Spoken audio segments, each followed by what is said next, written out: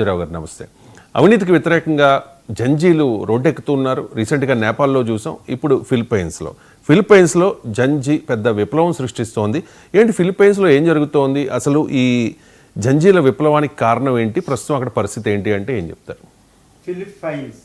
Philippines అనేది ఈ దక్షిణ చైనా సముద్రంలో చాలా కీలకమైన వ్యూహాత్మక ప్రదేశంలో ఉన్న ఒక దేశం. ఈ దేశంలో ఇప్పుడు మొన్న నేపాల్లో జెన్ జెడ్ అనే యువకులు రోడ్లెక్కి అక్కడ ప్రభుత్వాన్ని కూల్చేసి ప్రభుత్వం రిజైన్ చేస్తే ప్రభుత్వ కార్యాలయాలు, పార్లమెంటు, సుప్రీంకోర్టుని అటాక్ చేసి కేపీ ఓలే నేపాలీ ప్రైమ్ మినిస్టర్ రిజైన్ చేసేదాకా వదలలేదు. ఇప్పుడు తాత్కాలిక ప్రైమ్ మినిస్టర్ సుశీలా కర్కి అక్కడ నేపాల్లో రావడం జరిగింది. తాత్కాలిక ప్రభుత్వం ఈ జెన్ జెడ్ అనేది చాలా పాపులర్ అయింది. ఇప్పుడు భారతదేశంలో కూడా జెన్ జెడ్ రావాలి, జెన్ జెడ్ వస్తుందేమో అని ఒక పెద్ద డిస్కషనే నడుస్తుంది. రాహుల్ గాంధీ గారు, కేటీఆర్ గారు, ఇంకా మొత్తం యువ మీటింగుల్లో ఇదే నడుస్తుందన్నమాట.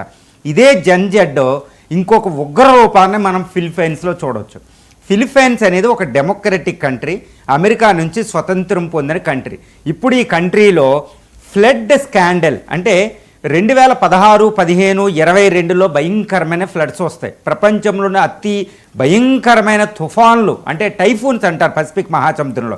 ఈ టైఫూన్స్ రావడం వల్ల ఎక్కువ ఫ్లడ్స్ అనేది ఈ ఫిలిప్పైన్స్లో వస్తూ ఉంటుందన్నమాట.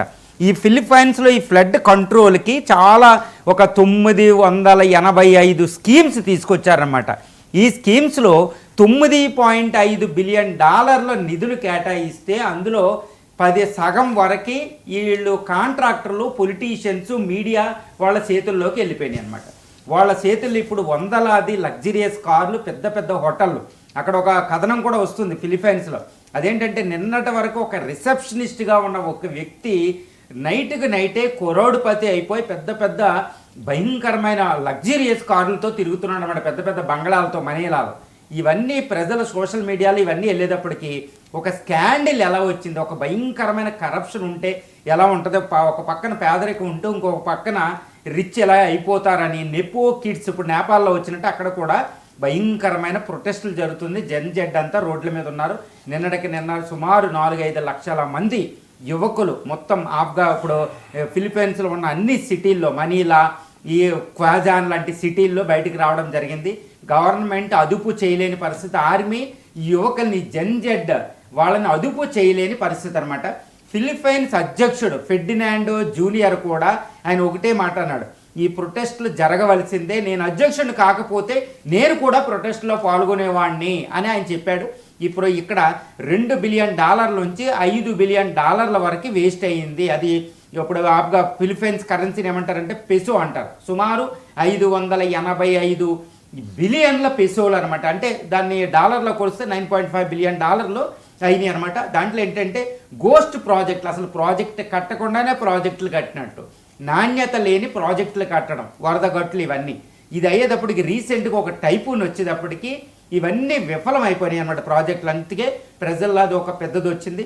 ఇప్పుడు రీసెంట్గా ఎలక్ట్ అయిన ఫెర్డినాండో జూనియర్ మార్కోస్, ఈయన కూడా పెద్ద విచారణ కమిటీని నియమించడం జరిగింది. ఈ విచారణ కమిటీలో ఇవన్నీ స్కాండిల్ జరిగినట్టు తేలడం జరిగింది. ఎంతోమంది ఉన్నారు ఇందులో, మీడియా పర్సనాలిటీసు, అంతకుముందు అధ్యక్షుడిగా చేసిన రోడ్రిగో డుటార్టే వాళ్ళ ఫ్యామిలీ మెంబర్స్ ఉంటారన్నమాట. డైనాస్టిక్ పాలిటిక్స్ ఎక్కువ ఉంటాయి ఫిలిప్పైన్స్లో. వాళ్ళ ఫ్యామిలీ మెంబర్స్కి సంబంధించిన ఇప్పుడు ప్రస్తుత వైస్ ప్రెసిడెంటు సారా డుటార్టే అని వాళ్ళ ఫ్యామిలీ మెంబర్స్ 5-6 ఇందులో ఉన్నారు. పెద్ద పెద్ద కన్స్ట్రక్షన్ కంపెనీలు అనమాట. ఈ భయంకరమైన కరప్షన్ వచ్చేటప్పటికి ప్రజలు రోడ్ల మీదకి వచ్చారు. ఇప్పుడు వాళ్ళు ఒకటే డిమాండ్ చేస్తున్నారు, ఈ కరప్షన్ పోయే విధంగా మాకు శుద్ధమైన పాలిటిక్స్ కావాలి, దీనికి కావాల్సిన రిఫార్మ్స్ వెంటనే జరగాలని చేస్తున్నారు. అధ్యక్షుడిని దిగిపోమ్మని మాత్రం వాళ్ళు కోరడం లేదు. కానీ ఆర్మీ పరిపాలన ఎక్కడ వస్తుంది, ఆర్మీ కూపు, ఆర్మీ తిరుగుబాటు వచ్చే అవకాశం ఉందని కూడా భయపడుతున్నారు. కానీ ఆర్మీ దాన్ని తిరస్కరించింది. మేము ఎటువంటి అలాంటి వాటికి అన్కాన్స్టిట్యూషనల్గా పాల్పడమని ఫిలిప్పైన్స్ ఆర్మీ చెబుతుంది. కానీ అక్కడ ఒక భయంకరమైన ఈ ఆర్మీ తిరుగుబాటుకి అవకాశం ఉంది అన్నట్టు విశ్లేషకులు వివరిస్తున్నారన్నమాట ఫిలిప్పైన్స్లో. కానీ ఈ ప్రెసిడెంట్ని దిగిపోమ్మని వాళ్ళు డిమాండ్ చేయడం లేదు. ఎందుకంటే ప్రెసిడెంట్ దిగిపోతే వైస్ ప్రెసిడెంట్గా పదవి స్వీకరించాలి.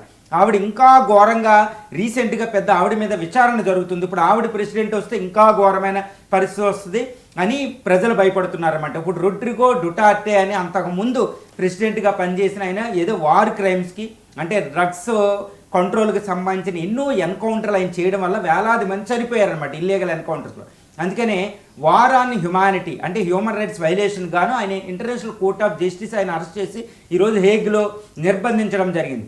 ఆయన ఇక్కడ రావాలని కూడా ఎవరో కోరుకోవడం లేదు. అందుకని ప్రస్తుత అధ్యక్షుడు ఈ ఫెర్డినాండ్ మార్కో జూనియర్కి ఈయన పదవి దిగితే మాత్రం ఇంకా ప్రమాదకారులు వస్తారు, కాబట్టి ఈయన పదవి దిగాల్సిన అవసరం లేదు అన్నట్టే ప్రజలు ఈరోజు భావిస్తున్నారు. కానీ ఈ అధ్యక్షుడు కూడా ఈ స్కాండిల్స్ జరగడం అనేది చాలా దారుణమైన విషయం. ఇది జరిగింది అని ఆయనే అధ్యక్షుడే చెప్తున్నాడు. దానికి కావాల్సిన చర్యలు నేను తీసుకుంటాను అంటున్నాడు. కానీ ప్రజలు మాత్రం అల్లకొల్లోలమైన పరిస్థితిని అక్కడ క్రియేట్ చేస్తున్నారు. ఇప్పుడు మనీలా సిటీలో ఈ అక్కడ యొక్క నేషనల్ సింబల్స్ని అటాక్ చేయడం, ప్రెసిడెంట్ భవనాలను అటాక్ చేయడం ఇవన్నీ కంట్రోల్ చేస్తున్నారు. పోలీసులు బాష్పవాయు గోళాలు ఫైరింగ్ అయి చేస్తున్నారు. కొంతమంది చనిపోయినట్టు కూడా తెలుస్తుంది.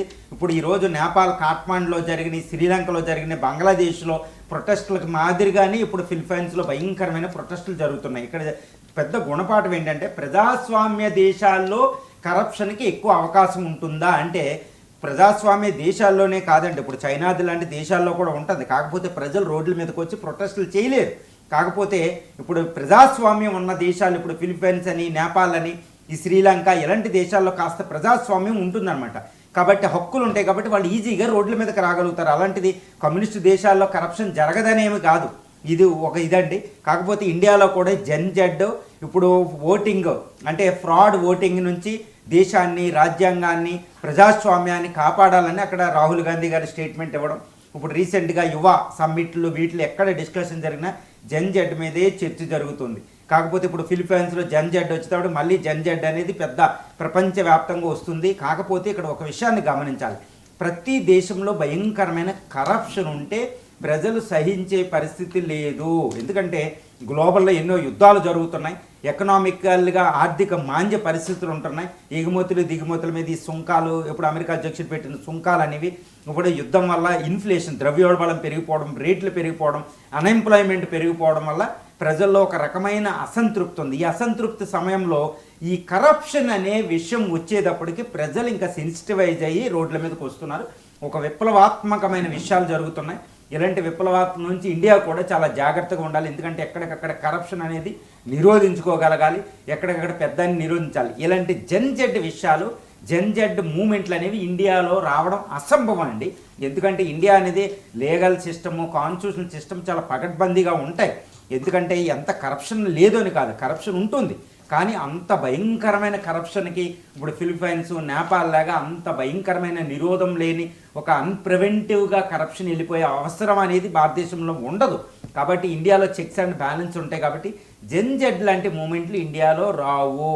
కాకపోతే భారతదేశం రావు అని కరప్షన్కి కరప్షన్కి అవకాశం ఇవ్వడం కాదండి, కరప్షన్ లేకుండా చూడాలి. కానీ ఫిలిప్పైన్స్ అనేది చాలా భయంకరమైన ఈ జెడ్ అక్కడ రెవల్యూషన్, ఒక పొలిటికల్ రెవల్యూషను